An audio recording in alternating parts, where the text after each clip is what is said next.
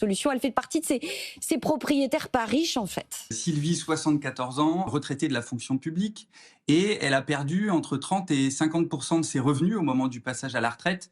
Et puis, elle avait un endettement important avec des crédits conso, des charges de copro impayées. Bref, c'était pas tout rose. Elle était assignée au tribunal, histoire assez complexe, et elle avait besoin de 50 000 euros. Et sa seule épargne, eh bien, c'était son appartement à Fontenay-aux-Roses, qui valait un peu plus de 280 000 euros.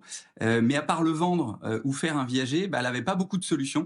Et nous, on lui a trouvé une solution. Et oui, vous avez une solution qui va permettre à cette personne-là de régler ses problématiques financières tout en gardant son logement, en fait.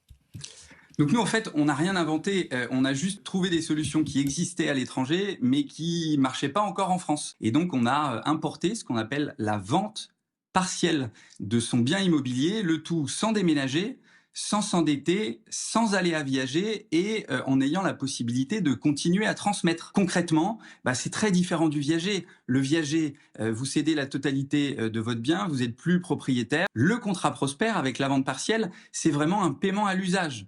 Vous restez 4 ans dans votre appartement, vous payez 4 ans, vous restez 10 ans, vous payez 10 ans.